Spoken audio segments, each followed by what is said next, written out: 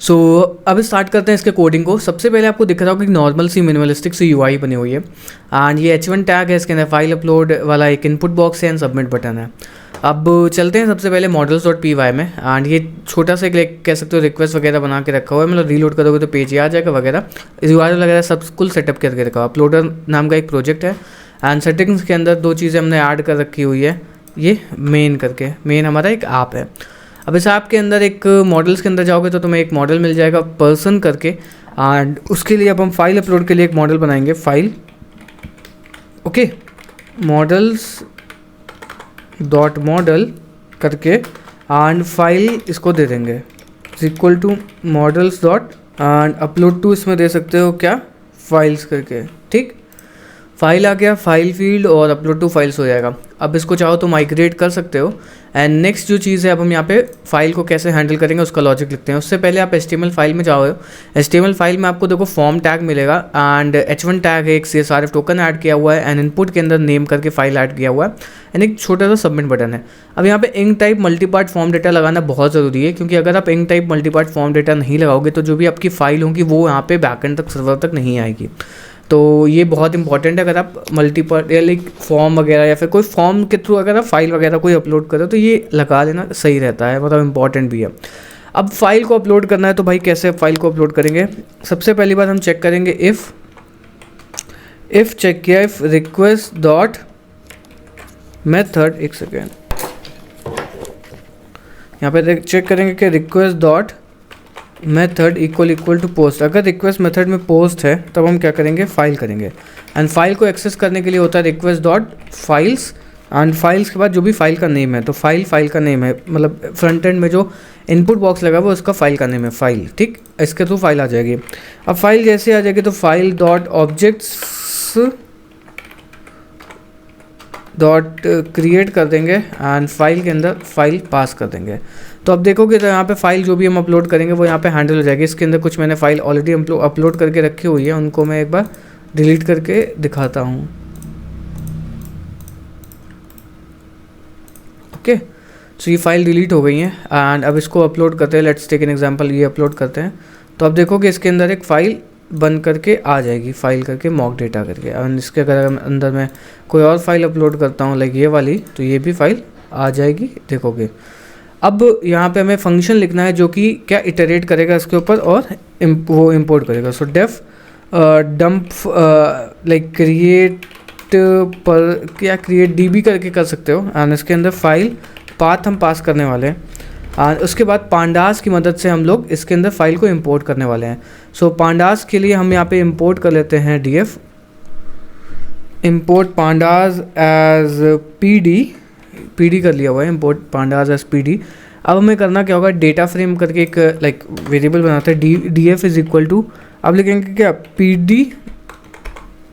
PD dot read CSV करवाएंगे क्या, और इसके अंदर फाइल का पाथ दे देंगे। तो फाइल का पाथ यहाँ पे हमारे पास ऊपर से आ रहा है, फाइल पाथ एंड उसके बाद डेलिमिनेटर इसमें देंगे, कौन से डेलिमिनेटर पाइथन उसके अंदर या क्या कहते हैं उस फाइल के अंदर क्या किस तरीके के होते हैं, CSV फाइल के अंदर इस तरीके के होते हैं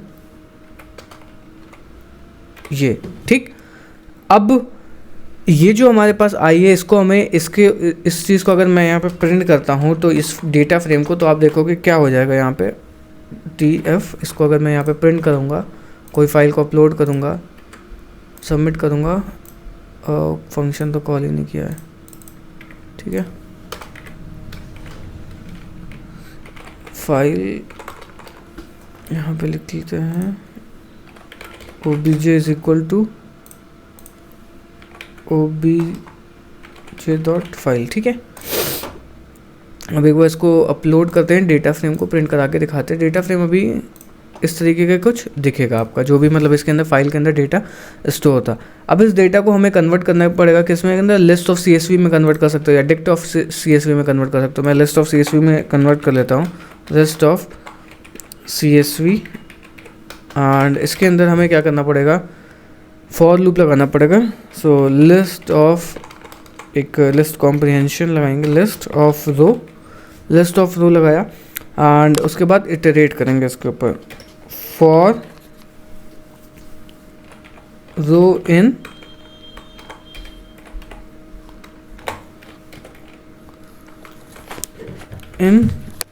df डॉट वैल्यूज़ करके, ठीक है। तो ये हमारा पूरा का पूरा डेटा फ्रेम कन्वर्ट हो जाएगा। या अगर आप प्रिंट करना चाहो तो सीधे df भी प्रिंट कर सकते हो। प्रिंट करोगे अगर df डॉट वैल्यूज़ तो इस तरीके से आएगा। एक बार रीलोड करके इसको इनके अंदर फाइल अपलोड करते हैं। तो देखो इस तरीके से ये आ गया है। ओके, अब वही इटरेट कर सकते हैं इसके ऊपर। For L in list of CSV and इस तरीके से क्या कर सकते हैं, person dot objects dot create करने के बाद यहाँ पे मॉडल्स के अंदर first name, last name, email, gender, IP address करके एंड इसके अंदर यहाँ पे इस तरीके से पास कर सकते हैं। एंड यहाँ पे करना क्या होगा, एल ऑफ यहाँ पे 0 कर दिया एंड यहाँ पे आएगा 1 और इसमें कोमा भी लगाना ज़रूरी है। ओके, 2 हो गया, 3 हो गया, 4 हो गया, 5 एंड हो गया ये 6, ठीक है। तो एक बार ट्राई भी कर लेते हैं। Django एडमिन में एक बार चलते हैं।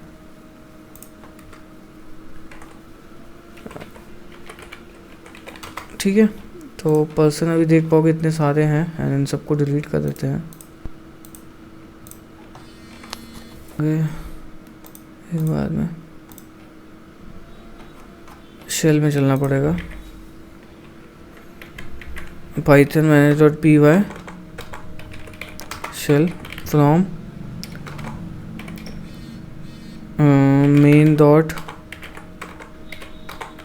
Models import person dot objects dot all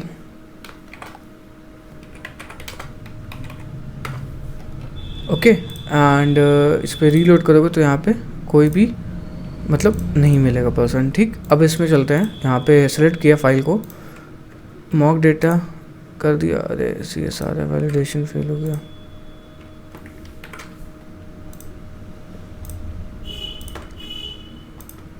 submit कर दिया। थोड़ा टाइम लगेगा क्योंकि ये फाइल को इटरेट करके क्रिएट करेगा, इस वजह से। ठीक है, बाकी चाहो तो इसको थ्रेड पे एग्जीक्यूट कर सकते हो। थ्रेड पे एग्जीक्यूट करोगे तो ज़्यादा टाइम नहीं लेगा। एंड ये देखो ऑब्जेक्ट क्रिएट हो गया।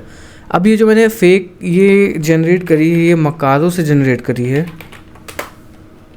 ओके, इस पे जा सकते हो। यहाँ पे अपना जो भी चाहे फील्ड यहाँ पे ऐड कर सकते हो। लेट्स टेक एन एग्जांपल, तुम्हें कुछ और फील्ड चाहिए यहाँ पे, लाइक एज चाहिए। ठीक है, तो इसके ऊपर से सेलेक्ट कर सकते हो जो भी तुम्हें फील्ड चाहिए हो। तो लेट्स टेक एन एग्जांपल, तुम्हें यहाँ पे कलर चाहिए, सिटी चाहिए, फ़ोन नंबर चाहिए। तो तुम अगर डेम्प डेटा CSV वाला बनाना चाहते हो तो तुम इससे क्रिएट कर सकते हो। तो ये तुम्हें ऑटोमेटिकली एक एक्सेल फाइल जनरेट करके दे देगा जिससे तुम आगे का काम कर सकते हो। तो यहीं पे वीडियो को करते हैं एंड वीडियो को एंड करने से पहले मैं आपको बहुत बढ़िया चीज़ बताना चाहता हूँ। सो आपको एक फुल स्टैक डेवलपर बनना है क्योंकि बहुत सारी कंपनीज आज की डेट में ले ऑफ कर रही हैं। एंड फुल स्टैक डेवलपमेंट एक बहुत ही कह सकते हो फ़ायदे का सौदा है, क्योंकि जो न्यूटन स्कूल है वो आपको 5 से 40 लाख का प्लेसमेंट कराता है। एंड इसके साथ में जो न्यूटन स्कूल अपॉर्चुनिटी प्रोवाइड करता है, दैट्स कॉल्ड 1-to-1 मेंटोरशिप। ठीक है, तो 1-to-1 मेंटोरशिप क्या होता है, जो भी एजुकेटर आपको पढ़ाएगा वो 1-to-1 मेंटोरशिप देगा, आपको बहुत अच्छे तरीके से पढ़ाएगा। एंड न्यूटन स्कूल का जो कह सकते हो प्लेसमेंट सपोर्ट बहुत अच्छा है, क्योंकि न्यूटन स्कूल के अंदर देख सकते हो कि कौन कौन सी कंपनीज लाइक रिक्रूट करती हैं, हायर करती हैं न्यूटन स्कूल के स्टूडेंट्स को। एंड उसके अलावा न्यूटन स्कूल का एक फुल स्टैक कोर्स है जिसको भी आप इनरोल करना चाहो इनरोल कर सकते हो। इनका मास्टर्स इन कंप्यूटर साइंस एक कोर्स है, उसमें भी इनरोल कर सकते हो। मास्टर्स इन डेटा साइंस है जिसमें उसमें भी इनरोल कर सकते हो।